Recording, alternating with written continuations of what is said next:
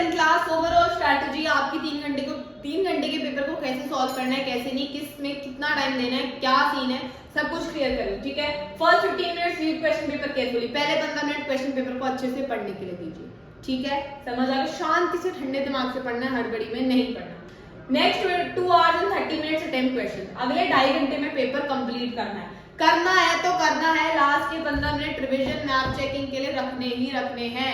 SSC में revision में 1000 mistake मिलती है बेटा, 1000 मिस्टेक। कभी कोई डेट याद आ जाती है एकदम क्वेश्चन पढ़ते पढ़ते, अरे इसकी तो ये डेट थी, फटाफट लिख दी। कभी कभार कोई जगह का नाम याद आ जाता है, कोई एग्जाम्पल याद आ जाता है, रिवीजन के लिए 15 मिनट जरूर बचाना। ठीक है, ideal division flexible but helpful. देखो आइडियल डिवीजन जो आप लोगों के लिए वो ये रहेगा कि हिस्ट्री को आप दो 40 से 45 मिनट, पेपर है, सेक्शन डिवाइड है, हिस्ट्री अलग, रियो अलग, अलग, सब कुछ अलग है। कैसे करोगे? हिस्ट्री को करो 40 से 45 मिनट में, ज्योग्राफी करो 40 से 45 मिनट में। ज्योग्राफी और हिस्ट्री यही तो सब्जेक्ट आपके थोड़े से डिफिकल्ट रहते हैं अगर हम कंपेयर करें तो इससे। पॉलिटिकल साइंस और इकोनॉमिक्स तो बहुत इजी है और पॉलिटिकल साइंस भी इजी है। पॉलिटिकल साइंस डिफिकल्ट नहीं होती, पॉलिटिकल साइंस में थोड़ा थोड़ा मेमोराइज करोगे हो जाता है, हिस्ट्री में तो बहुत मेमोराइज करना रहता है। ठीक है, तो आपको देने ज्योग्राफी में 40 to 45 मिनट्स, पॉलिटिकल साइंस में 30 to 35 मिनट्स और सेम आपका इकोनॉमिक्स में 30 से 35 मिनट। तो अब आप खुद देख लो, 1 घंटे में तो आप ये दोनों सेक्शन कंप्लीट करोगे और बाकी फिर आपके 1.5 घंटे में ये वाला सेक्शन कंप्लीट करोगे। ठीक है, समझ आ गया। मैप वर्क के लिए फिर आपको 10 से 15 मिनट चाहिए, क्योंकि मैप वर्क में क्या होता है बेटा, दिमाग लगाना होता है, सोचना होता है, चीजें भूल जाते हो, तो इसलिए मैप वर्क 10 से 15 मिनट में कंप्लीट कर लोगे। तभी होगा जब प्रैक्टिस करी होगी आप लोगों ने। तो अब तो खैर पेपर ही आप लोगों का 1-2 दिन में, तो अब तो हिस्ट्री की टाइम स्ट्रैटेजी देखिए। History answers are usually long and descriptive, usually long descriptive रहते हैं, तो थोड़ा सा टाइम उसमें लगता है, तो टाइम कंज्यूमिंग हिस्ट्री है। ठीक है, हाउ टू मैनेज टाइम, कैसे मैनेज करना है, पहले 1 से 2 मिनट प्लान करो कि 5 मार्क के आंसर को लिखना कैसे है, क्या क्या आपको पॉइंट्स उसमें डालना है। Right in points, not long paragraph. फिर बोल रही हूँ, हिस्ट्री है, एसएसटी है, इंग्लिश नहीं है, पॉइंट्स में आंसर लिखो। 5 नंबर का क्वेश्चन है, 7 पॉइंट लिख दो। 6 point, 5 point, to the point लिख दो। 5 पॉइंट तो ऐसे लिखो टू द पॉइंट एकदम, जो उस क्वेश्चन में पूछे है। 2 पॉइंट बकवास लिख दो। मैं कह रही हूँ पक्का 5 नंबर लिख के लेके आओगे। बकवास भी थोड़ी सी रिलेटेड होनी चाहिए, एकदम ही ये नहीं पूछा आप लोगों से जम्मू कश्मीर था लिख के कन्याकुमारी आए, वो वाली चीज भी नहीं करनी। ठीक है, follow chronological order, safe thinking man, chronological order को फॉलो करो। समझते हो क्रोनोलॉजिकल, पहले ये, फिर दूसरा, फिर तीसरा, फिर चौथा। ऐसे नहीं है पहले छठा कर रहे हैं क्योंकि छठा आता है, फिर दूसरा कर रहे हैं, उसमें ना कंफ्यूज हो जाओगे। नहीं आता तो छोड़ दो, हल्का सा सर्कल लगा लो, वो चलेगा, लेकिन फिर भी ट्राई करो कि क्रोनोलॉजिकल ऑर्डर में ही करो इनिशियली, क्योंकि वही करना है। ठीक है, वरना जगह छोड़ दो उस क्वेश्चन के लिए, उसके बाद आके कर लेना उसको अटेम्प्ट। ठीक है, don't over explain, stick to required. मैं फिर बोल रही हूँ, टू द पॉइंट आंसर करने हैं, डिटेल में नहीं जाना। जो क्वेश्चन नहीं आता उसमें डिटेल में जाओ, उसमें कहानी लिखो। जो क्वेश्चन नहीं आना, लेकिन जो क्वेश्चन आता है उसको अच्छे से करो। ठीक है, स्मार्ट ट्रिक, क्या स्मार्ट ट्रिक है, मेमोराइज स्ट्रक्चर्स, यानी कि causes, features, effects, consequences, significances, इन सब चीजों को आपको याद करना है। यानी कि आपको पता होना चाहिए कौन से क्वेश्चन में इफेक्ट पूछा जाएगा, कौन से में कॉज, कौन से में फीचर। तो उसी के उस क्वेश्चन से उसी से रिलेटेड क्वेश्चन आएंगे, तो उस क्वेश्चन को उसी एस्पेक्ट से याद करो। ठीक है, इफेक्ट्स और कॉन्सिक्वेंसेस याद करो, सिग्निफिकेंस, अनथिंक। देखो वही है कि अगर थोड़ा सा आपको पता है ना कि क्वेश्चन में पूछा क्या है, तो वो अपने आप ही आपका टाइम बचा लेगा। आपसे पूछे कॉजेज है, आप लिख के फीचर्स आ रहे हो, तो ऑब्वियसली डिफिकल्टी होगी। ठीक है, ज्योग्राफी टाइम स्ट्रैटेजी, यानी कि ज्योग्राफी फैक्ट्स है और मैप को इंक्लूड करते हो, तो थोड़ी सी क्रिटिकल थिंकिंग इसमें चाहिए होती है। How to manage time, time को कैसे मैनेज करेंगे, अटेम्प्ट मैप को कहते हैं, मतलब मैप वर्क आता है चाहे नहीं आता है, एंड के लिए छोड़ दो उसको। ठीक है, for 5 markers right 5 clear points. 5 marker के क्वेश्चन के लिए 5 क्लियर पॉइंट्स लिख दो। Use flow chart for the topic, flow chart use करने की कोशिश करो, माइंड मैप्स बनाने की कोशिश करो, अपने दिमाग में बनाओ माइंड मैप्स को, लेकिन चार्ट पे क्या बनाओ, फ्लो चार्ट्स बनाओ। थोड़ा सा ना उसको, क्योंकि ज्योग्राफी है, इनिशियली बेटा डायग्राम ये सब चल जाता है, तो थोड़ा सा डिटेल में आंसर लिखो, लेकिन फ्लो चार्ट्स का भी इस्तेमाल करो। जैसे कि आपसे पूछा गया ना नॉन रिन्यूएबल, रिन्यूएबल, तो उसमें लिख दो रिसोर्सेज, फिर ऐसे 2 डंडे डालो, एक बादल बनाओ नॉन रिन्यूएबल का, एक बादल बनाओ रिन्यूएबल का, उसके बाद उसमें रिन्यूएबल के फैक्टर्स लिखो, तो वो थोड़ा सा अट्रैक्टिव बनाता है आपके पेपर को। और ऑब्वियसली बात है, अट्रैक्टिव होगा, थोड़ा नीट क्लीन होगा, तो मार्क्स मिल जाएंगे।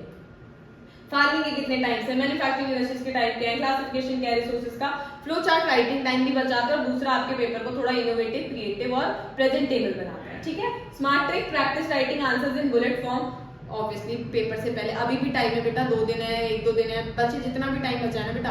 मैं कह रही हूँ क्योंकि मुझे नहीं पता इनिशियली ये वीडियो कब पोस्ट करेंगे, क्योंकि मैं बना तो काफी टाइम पहले रही हूँ, लेकिन मैं फिर भी यही बोलूंगी बेटा कि पेपर से पहले प्रैक्टिस जरूर करो। पेपर से पहले प्रैक्टिस नहीं करोगे नहीं हो पाएगा बेटा जी।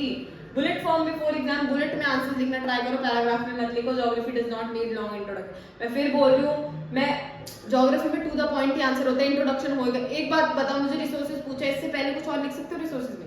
नहीं लिख सकते। हिस्ट्री में इंट्रोडक्शन लॉन्ग जा सकता है ना, आपसे कोई क्वेश्चन पूछा पर्टिकुलर नाजिज्म के बारे में पूछ लिया, तो उससे पहले ये तो बताओ नाजिज थे कौन, क्या सिस्टम था, क्या उनके साथ पूरा वो खेल वगैरह हो रहा था, हो गया ना, इंट्रोडक्शन आपको मिल गया। लेकिन उसमें तो नहीं मिल सकता ना ज्योग्राफी में। ज्योग्राफी में टू द पॉइंट आंसर लिखो, ठीक है। पॉलिटिकल साइंस सिविक्स की टाइम स्ट्रेटजी क्या रहने वाली है, अब इसको देख लो। देखो वो क्या होता है, इसके आंसर जो होते हैं लॉजिकल और कॉन्सेप्चुअल होता है। लॉजिक से आंसर दोगे, कॉन्सेप्चुअल बेस होते हैं, यानी कि कहानी नहीं होती, स्टोरी नहीं होती, थियोरेटिकल बिल्कुल भी नहीं होती। पॉलिटिकल साइंस में क्या कॉन्सेप्ट गिवन है, उससे रिलेटेड आपको लॉजिकल आंसर देना है। तो आपको मैंने डेफिनेशन से स्टार्ट करो, पहली लाइन डेफिनेशन की होगी, जहाँ पे डेफिनेशन नहीं है वहाँ पे इंट्रोडक्शन जो क्वेश्चन में पूछा वही डाल दो। देन राइट एग्जैक्ट रिक्वायरमेंट, जो पूछा गया है वो लिखो। डिफरेंसेस के लिए टेबल बनाओ, टेबल बनाओ, डिफरेंसेस पूछे गए। नीति आयोग में क्या फर्क होता है, नीति आयोग और आपका राज्य सॉरी नीति आयोग कह रहे हो तो 12th का पॉइंट है, राज्यसभा लोकसभा में क्या डिफरेंस होता है वो बताना है। टेबल बनाओ, बता दो, ठीक है। For difference in table format, example क्या है, डेमोक्रेसी, पीपल इलेक्टेड। जैसे कि देखो इसमें आप कैसे टेबल बना सकते हो, ये तो मैंने टेबल नहीं बनाई क्योंकि मेरे पास इतना टाइम नहीं था। तो आप कैसे एग्जांपल डालो, डेमोक्रेसी, एक डेमोक्रेसी डाली, उसके नीचे को people elected, dictatorship, personal rules. तो अब किससे क्या हो गया, आपका टाइम बचा ना, आपने ऐसे लाइन खींची। इससे बेटर क्या पे लिखते हैं, democracy. Democracy means where people elect rulers, it is known as democracy.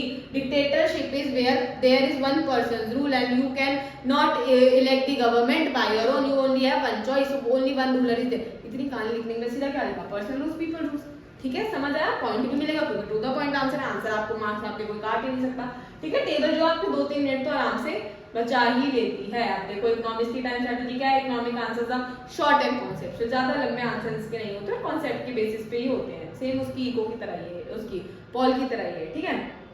How to manage time, definition दे दो, एक लाइन की है तो नहीं है, वरना छोड़ दो। 3 से 4 पॉइंट में इसके आंसर दे दो। एग्जाम्पल जरूर देना, ट्राई करो इकोनॉमिक्स में एग्जाम्पल देने की, ठीक है। Use keywords like GDP, globalisation, SHG, ठीक है। कीवर्ड यूज करो जैसे कि जीडीपी ग्लोब, मतलब जहाँ पे एग्जांपल, जहाँ पे कीवर्ड यूज कर सकते हो वहाँ पे यूज करो ही करो। और हर क्वेश्चन में आपकी इकोनॉमिक्स में कीवर्ड होता ही होता है, तो उसको यूज करो, क्यों छोड़ना है ना। Economics usually take less time if prepared. अब इकोनॉमिक्स यूजुअली इजीली हो जाती है अगर आप लोगों का टाइम बचा हो तो, ठीक है। मैप वर्क, टाइम स्ट्रेटजी क्या रहने वाली है, मैप वर्क की लास्ट में 10 से 15 मिनट रखो, पेंसिल का इस्तेमाल करो, पेन यूज नहीं करना है, क्लियरली लेबल करो जो आप बता रहे हो, ओवरराइट मैप पे बिल्कुल भी नहीं करना है, और स्पेलिंग्स को जरूर चेक करना है, ठीक है बेटा। मैप वर्क में आराम से 5-7 नंबर मिल जाते हैं, जरूर करना है, ठीक है। ऑर्डर ऑफ अटेम्प्ट रिकमेंडेड, जो मैं रेकमेंड कर रही हूँ आपको वो यही रहेगा ऑर्डर, कि start with the subject you are strongest. जो सब्जेक्ट सबसे अच्छा लगता है, जो स्ट्रॉन्गेस्ट है आपका, उससे पेपर को स्टार्ट कीजिए। सबसे पहली चीज है कॉन्फिडेंस बिल्ड करेगा, दूसरा आपको मोस्ट ऑफ द पेपर हो जाएगा, जिसमें आपको पता है कि आपको मार्क्स मिलेंगे, वो सेक्शन आप ऑलरेडी कर चुके हो, ठीक है। देन मीडियम सब्जेक्ट, जो आपको लगता है कि मुझे थोड़ा आता है थोड़ा नहीं आता, उसके बाद वो, and keep the weakest subject in the middle. और लास्ट में बिल्कुल ही रखना जो वीकेस्ट सब्जेक्ट है, जो आपको बिल्कुल भी नहीं आता है, उसके बाद आप उसको अटेम्प्ट करो। उससे क्या होगा कि आप जब, क्योंकि आप जब लास्ट में रहोगे ना, तो लास्ट में जब कुछ नहीं आता तो वैसे टाइम के वो रहता है ना, पेपर खत्म होने टाइम होने वाला है, पेपर होने वाला है, तो पेपर हुआ नहीं, तो उस हड़बड़ी में वैसे भी कुछ याद नहीं आएगा। तो जब थर्ड टाइम को उसको करोगे ना, तो आपके दिमाग में रहेगा चलो अभी टाइम है, मैं थोड़ा सोच लेता हूँ, बस एक चीज दिमाग में रहेगी, अरे वो वाला भी तो सेक्शन करना, चलो वो तो मुझे आता है, वो तो मैं कर लूंगा, अभी मैं इस पर थोड़ा दिमाग लगाता हूँ वो तो मैं एंड मोमेंट में उसके आंसर लिख लूंगा। तो इसमें उसको लास्ट में मत रखना, वीकेस्ट को मिड रखना। और उसके बाद फिर आपका फोर्थ सब्जेक्ट आ जाएगा लास्ट में, उसको जो आता है आपको फोर्थ सब्जेक्ट, उसको फटाफट कर दिया, और उसके बाद मैथ वर्क को तो आपने एंड में रखा ही है, ठीक है। समझ आ गया। मैप बेटा जरूर अटैच करना अपनी आंसर शीट से, क्योंकि कई बार बच्चे मैप कर देते हैं लेकिन उसको क्वेश्चन पेपर के साथ ही घर ले आते हैं बाय मिस्टेक।